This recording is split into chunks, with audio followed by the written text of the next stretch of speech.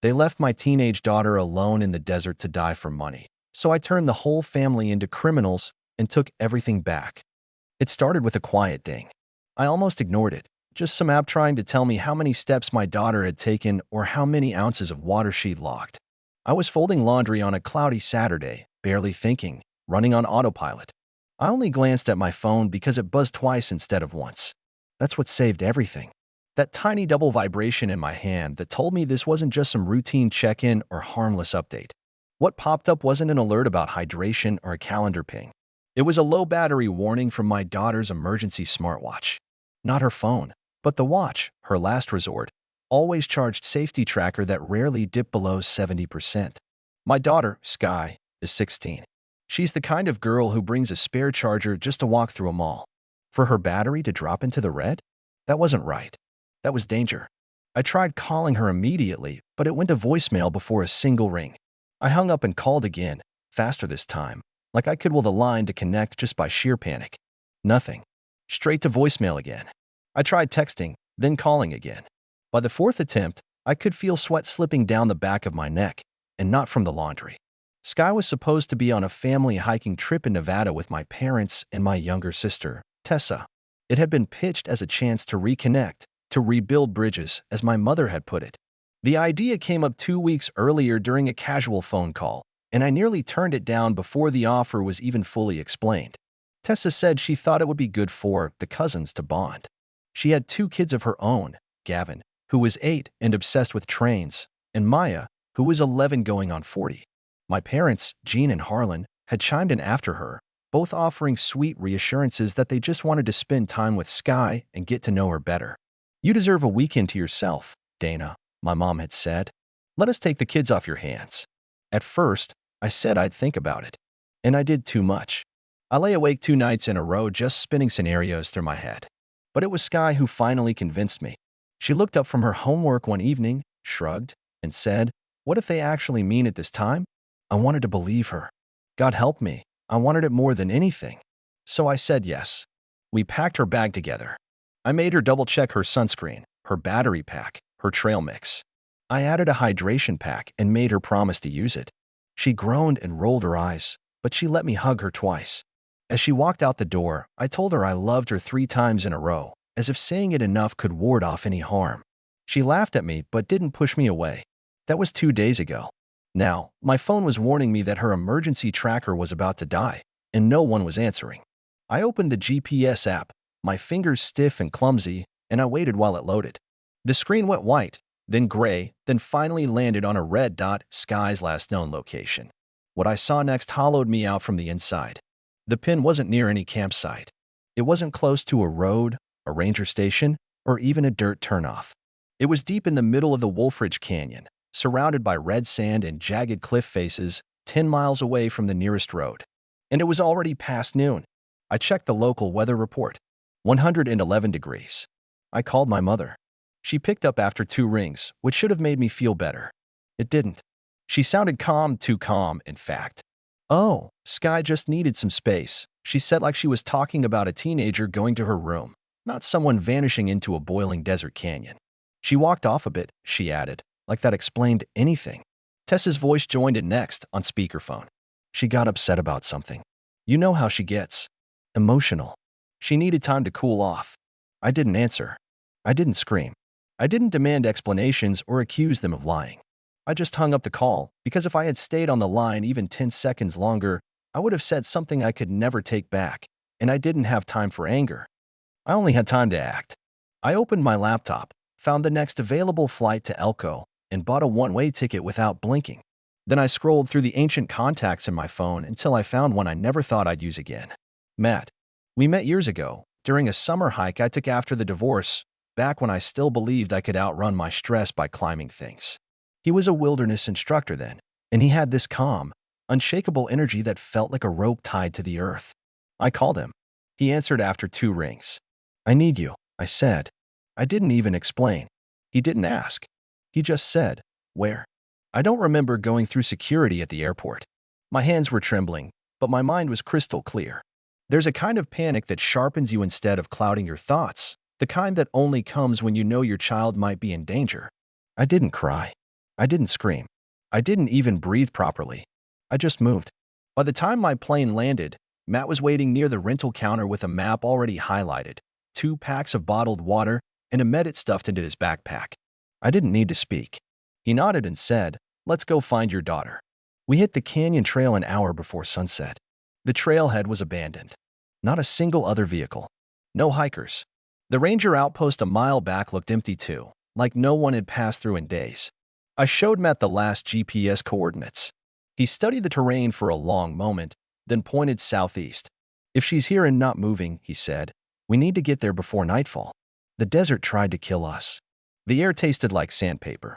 My legs burned. My lips cracked.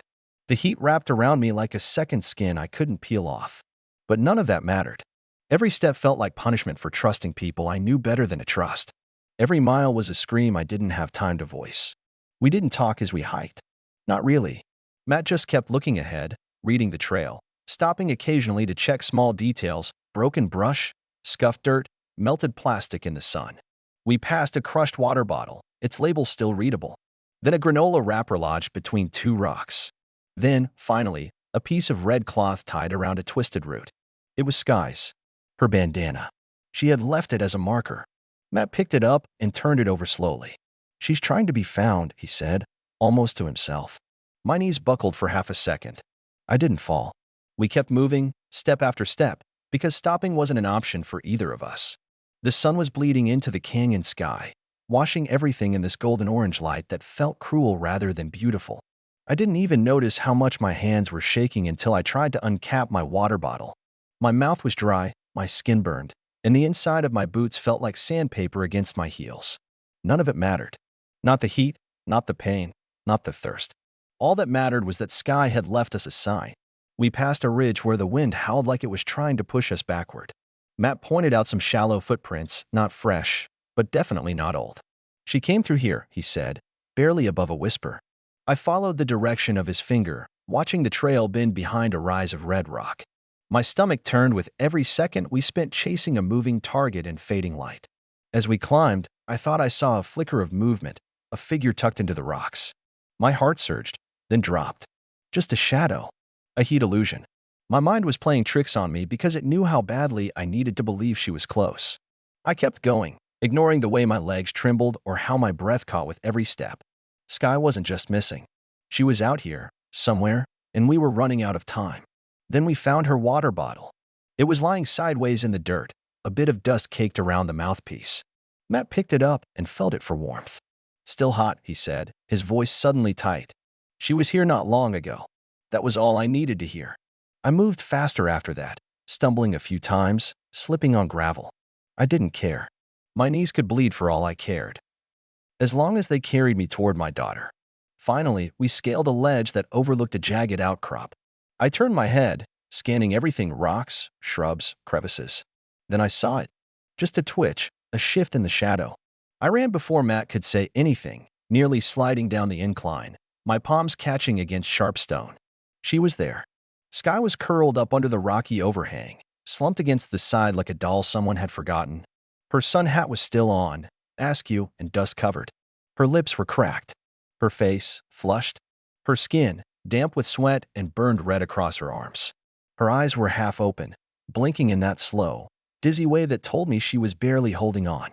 I dropped to my knees beside her, the rock cutting into my skin, and pulled her into my arms. Her body felt too warm, like she'd been baked from the inside out. Her breath was shallow but steady. I brushed the dust off her face, murmuring her name over and over again like it might anchor her to me. She whispered something I almost didn't hear. "What?" I leaned closer, trying not to cry, even though my voice broke. "They took my bag," she said, her voice no louder than the wind. "On purpose."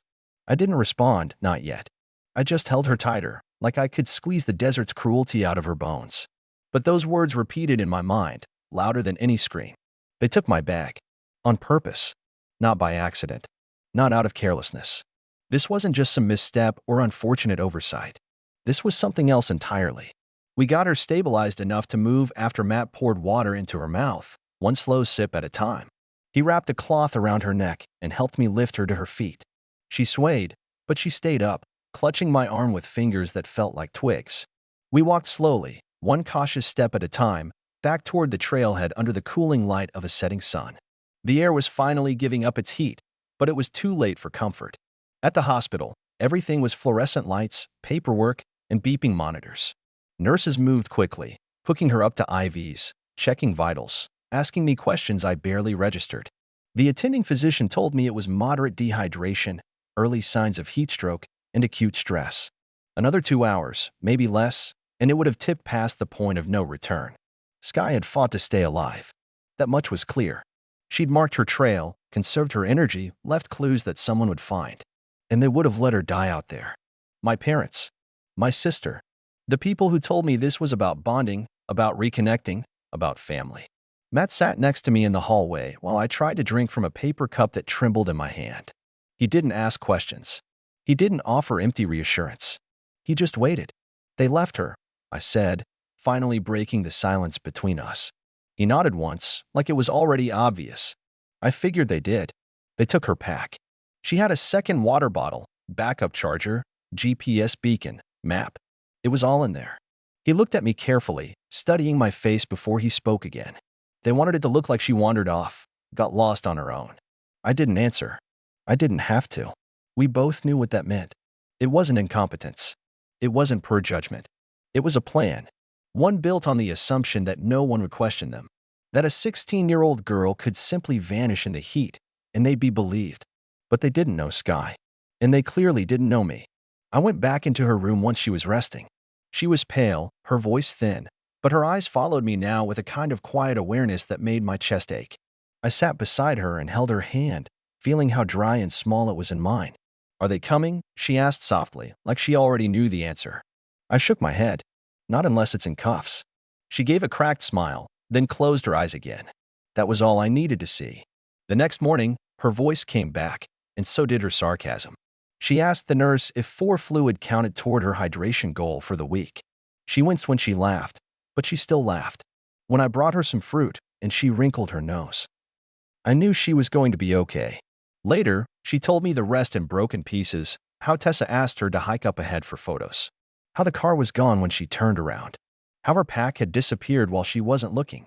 How they had told her to turn off her main phone to save battery. How her cousins were told, "We'll pick her up later." They had rehearsed it. Every word. Every excuse. I asked her if she wanted to tell the authorities herself. She looked at me for a long time before answering. "No. I want you to." I nodded. "Good," I said. Because I already did. I didn't scream. I didn't send threats or accusations. I compiled evidence. I forwarded photos, timestamps, her smartwatch GPS log, her hospital intake form, even the shaky clip from her vlogging camera. Sky had been filming when they told her to hike ahead. You could hear Tessa's voice clearly. "Go check out that ridge. Get some good shots. We'll wait here." Then, silence. I uploaded everything to a secure folder, labeled every file, saved backups on multiple drives. I didn't rush. I made sure it was airtight. I sent the package to Barrett, the family lawyer who managed my grandmother Margot's estate. He replied in under an hour. "Meeting with Margot scheduled for tomorrow. Be available. This will not stay quiet." I sent another copy to Deputy Clayton's office in Elko. Not as a 911 emergency, but as a formal statement. I asked for the investigator on trail incidents. I explained everything slowly and clearly. Did they report her missing? No. Did they return to look for her? No. Do I have reason to believe they left her intentionally? I do. Can I prove it? Yes. Detective Clayton's voice was calm when he answered. He asked if I could come in. I told him I was out of state. He said, "Then we'll arrange secure submission. Don't email it. Wait for the link." After I hung up, I sat in the hospital room with Sky, watching her breathe evenly, fingers twitching slightly under the sheet. She looked like herself again, but I knew what she'd carry with her from this. Not just the heat or the fear, not just the physical trauma, but the truth, that the people who claimed to love her saw her as disposable. I didn't sleep the night after the hospital. Even with Sky stabilized, fluids pumping through her veins, color returning to her cheeks, my body refused to rest.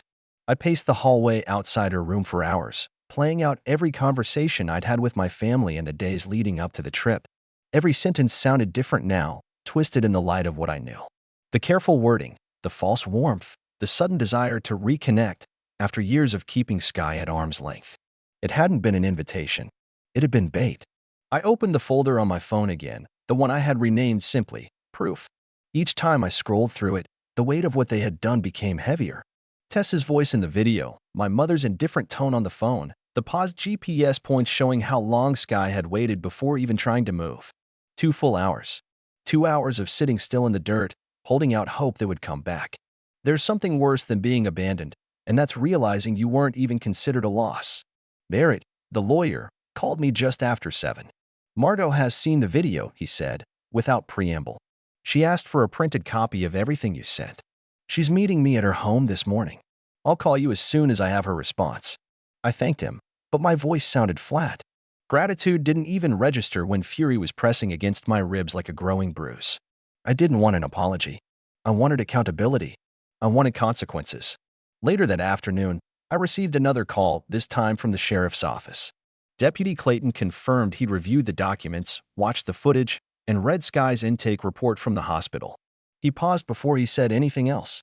I've handled cases like this before, he said finally, but rarely where the motive is financial. I didn't say a word. I just waited. We're drafting a formal report, he continued. Possible charges include child endangerment, reckless neglect, and failure to report a missing minor. If the district attorney agrees, we'll be making contact within the next week. I asked if Sky would need to give a statement right away. He said no, not yet. That could wait until she was stronger. After the call, I sat at the edge of her hospital bed and looked at her hands. She was asleep again, her fingers twitching in dreams I didn't want to imagine. There were freckles on her knuckles, little sun kisses from the canyon, and a scratch along her wrist where her skin had cracked from the heat. I couldn't stop staring at that scratch. I thought about the stories families tell, the lies they pass down and believe so fiercely that they forget how sharp they sound to the people who live outside of them. In our family, we didn't yell. We didn't confront. We made polite comments that cut like glass and blamed the bleeding on being too sensitive. Tessa was the sparkling one, always loud, always forgiven. She got praised for trying her best. When she failed, while I was asked why my A- wasn't an A, Sky had inherited none of that false charm and all of my sharpness. She didn't smile unless she meant it. She didn't perform affection just to make adults comfortable. That had always made them uneasy. My mother had once said, Sky doesn't know how to be grateful. I remember the way my jaw clenched so hard I gave myself a headache. Grateful? For what? For being tolerated at birthdays, left out of family chats, edited out of photos? Tessa's kids were in everything, every story, every slideshow, every memory. Sky was the afterthought, the one who had to be reminded not to make things tense at the table. I remembered the way she'd asked me, just a month ago, do you think they hate me? I had lied then, told her no, told her it was just her imagination. I would never lie like that again. What they did wasn't just cruel.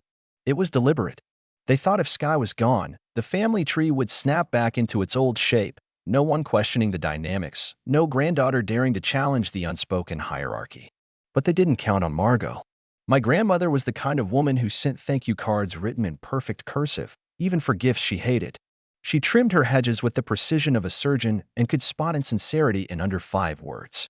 She had always liked Sky. More than liked her, respected her. When Sky was 13, she corrected Margot at dinner about a historical date. The table froze, but Margot just raised her glass and said, well, thank you. It's about time someone did. 2 weeks before the trip, I visited Margot for tea. She poured lemon water into delicate glass tumblers and slid a folder across the table. Half of everything I leave will go to Sky, she said simply. The other half will be divided between the others. Don't argue with me. I didn't, but I knew what it meant. For days later, somehow, Tessa found out. She called me while I was driving, and her voice was shaking with fury before I even picked up. Are you really okay with this? She demanded. 3 kids against 1? Do you honestly think that's fair? I didn't write the will, I said. But you didn't stop it, did you? Then she hung up. My mother called an hour after that, sounding tired and theatrical. Tessa's going through so much, she said.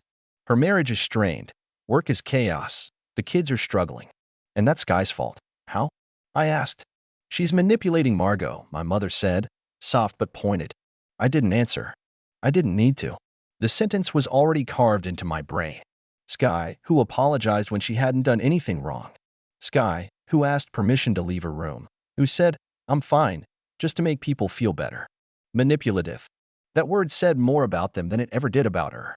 After that, it got colder. Sky was left out of group texts. Her name wasn't on the shared spreadsheet for Christmas gifts. One of Tessa's kids had a birthday party at a trampoline park. Sky was there. She smiled in the background, blurry in a few photos. None of those photos were posted. Now, looking at her curled up under hospital blankets, I knew they had been erasing her in pieces. The trip to Nevada was supposed to be the final step, but they failed. And worse for them, they failed in front of people who now had the evidence. 2 days later, Barrett called again. Margot's made her decision, he said. He didn't elaborate, but I knew what that meant. My grandmother wasn't one to waffle. She had drawn her line. I thanked him and hung up, then sat with that silence for a long time. I didn't cry. I didn't smile. I just stared out the window, watching the sun begin to rise behind the hospital, casting long shadows across the parking lot. They left her there, and they would pay for it. The invitation arrived the same way all family invitations did, through a casual group message followed by a formal note written in Margot's careful handwriting. It said brunch, Sunday, her estate. No agenda, no explanation, but everyone knew. You could feel the tension before you even set foot on the grounds. It wasn't just another gathering. It was something else, something final. Sky and I pulled into the long gravel drive without speaking. She wore her black hoodie, sleeves pulled over her healing wrists, her eyes hidden behind oversized sunglasses. I didn't ask if she was ready. I didn't ask if she wanted to go inside. She was the one who said yes. Her voice had been clear. I want to look them in the eye. Inside, the house was already full. My parents were seated near the windows, pretending to sip tea as if it didn't burn their throats. Tessa sat near the far end of the table in a pale yellow dress that was trying far too hard to look effortless. Her 2 children sat beside her, silent and stiff. Even Maya, normally so loud, looked unsure. The air was thick with unspoken accusations. Silverware clinked. Conversations were forced and shallow. I could see it in their faces. They were waiting to see who would speak first, who would shatter the performance of civility we'd all grown so used to maintaining. Margot stood by the fireplace, cane in one hand, a manila folder in the other. She didn't smile when she saw me. She didn't need to. Her eyes were sharp enough to speak volumes. She waited until we were seated at the far end, then raised one hand slightly, and the room went still. Like always, when she wanted quiet, it happened. I've asked you all here because changes have been made, she said without preamble. Her voice wasn't loud, but it didn't need to be. Every word landed with precision. Tessa's shoulders tensed. My mother straightened in her seat. My father stared at his untouched coffee like it might rescue him. Margot didn't look at anyone in particular as she continued. Some of you have failed me in ways I didn't think were possible. You've shown me who you are, and I believe you. And so, I've decided to ensure that my legacy does not fall into hands that would tarnish it. I saw Tessa glance toward my mother, just for a second. My mother looked down at her napkin. My father took a long, slow sip from his glass. Margot opened the folder and lifted a single sheet. Effective immediately, all personal and liquid assets under my control will be inherited by Sky. In full. The sound of the statement was like a stone hitting water, ripples spreading, shock traveling silently. It took a few seconds for anyone to react. My father muttered something I couldn't hear. My mother's eyes widened, but she didn't speak. Tessa stood. You've got to be kidding me, she said, voice cracking. She manipulated you. She's a child. She made this entire thing up. Sky didn't move. She didn't even blink. She nearly died, I said, my voice level. You left her in the desert. Tessa scoffed. Oh, please. We waited. She wandered off. That's on her, not us. You told her to hike up ahead. You drove away. You took her bag. Tessa's voice dropped low. You don't know what happened. You're just making your usual victim story again. Margot raised a hand. That's enough. Tessa looked at her, eyes wide with disbelief. You told her to come, Margot said slowly. You invited her. You pretended it was about family. And when she said yes, you made sure she wouldn't come home. That's not what happened, Tessa said, trying to sound outraged, but her voice was shaking. Margot turned to her fully. I've seen the video. I've read the reports. I've spoken to the sheriff. I've spoken to Barrett. What I haven't done is spoken to you, because I wanted to see how you'd carry yourself before this room. Tessa sat down hard, her eyes wet now, but not with remorse. Just fear. My mother finally spoke. You're really going to destroy the family over this? Over a misunderstanding? Margot's gaze slid to her. No, you already did that. I'm just refusing to protect it anymore. No one said a word. Margot stepped closer to the fireplace and set the folder down. Criminal charges are being pursued. You'll be contacted within the week. You can have your lawyers call mine. My father's face turned a dull shade of red. My mother looked like she'd swallowed glass. Tessa turned to me, her face crumpling. You did this. You put her up to this. You hate me so much you used your own daughter to punish us. I didn't smile, but I met her eyes. You planned to erase her, I said. I just made sure everyone saw it. Sky didn't say a word the entire time. She didn't need to. Her presence was enough. Her quiet, steady gaze was louder than any screaming match. When we stood to leave, no one followed. No one called after us. No one tried to stop us. Not even Margot. She just nodded once, sharp and final, and returned to her seat like she had just closed a book and knew she'd never open it again. On the drive home, Sky finally spoke. It didn't make them sorry, she said. No, I told her. It made them exposed.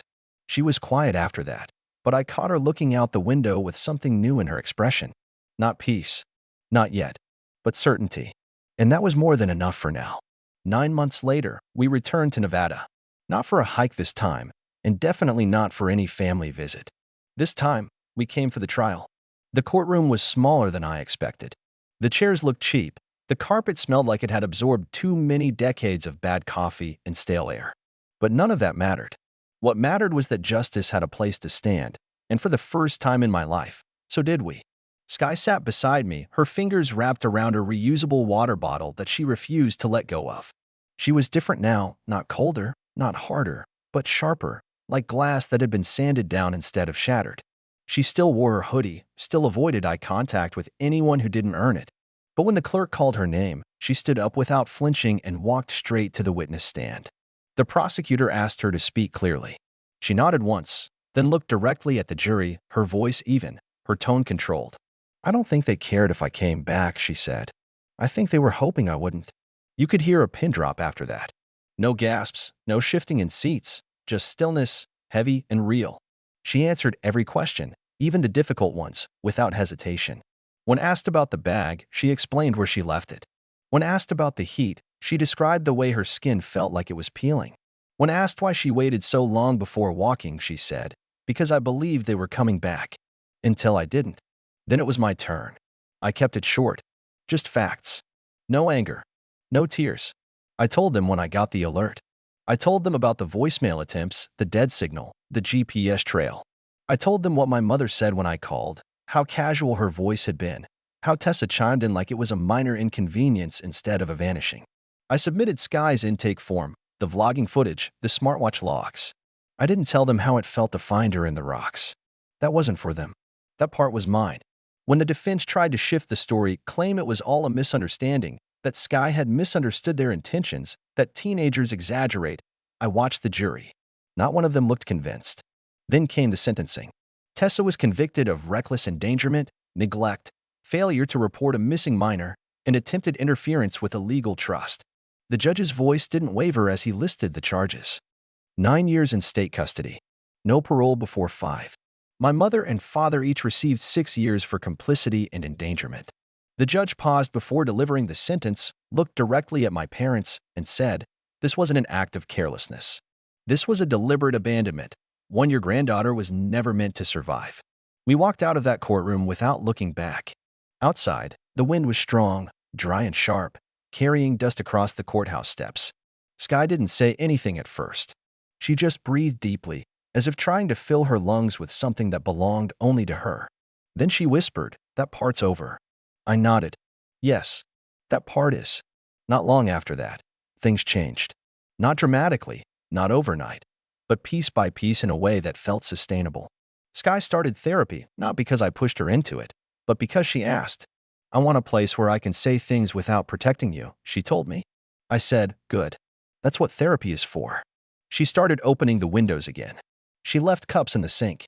She let herself laugh without checking the room first. We went hiking again, just the two of us, to a state park 2 hours away where the air smelled like pine and there were rivers instead of cliffs.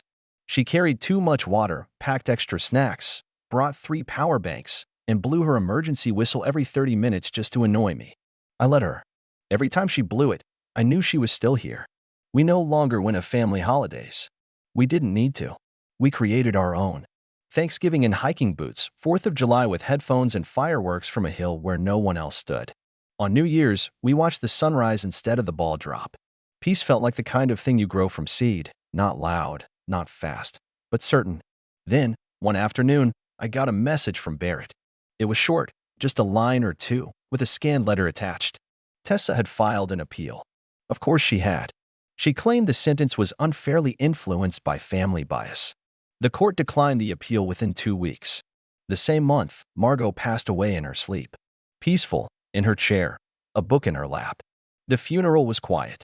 A few extended relatives came, none of them from the side that mattered. Sky didn't cry.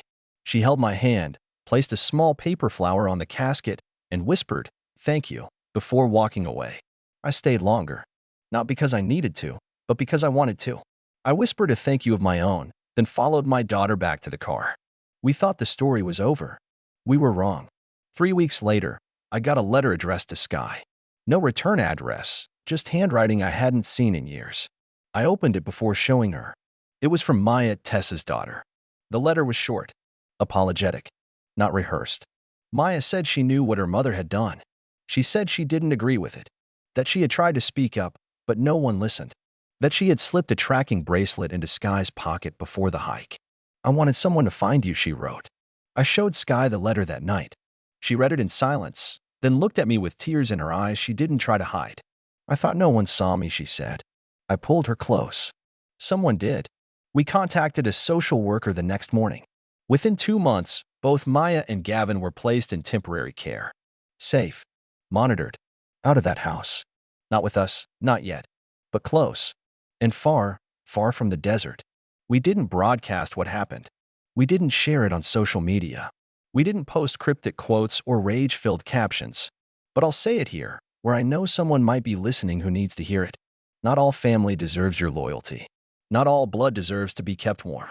And not everyone who calls themselves a parent deserves the title. They left my daughter in the desert because she threatened their sense of control. They tried to erase her, thinking the world wouldn't notice. But she survived. And now, they're the ones who've disappeared. Some victories are loud. Some are quiet. This one was permanent. So I ask you now, like I did before, did I go too far? Or was this exactly far enough?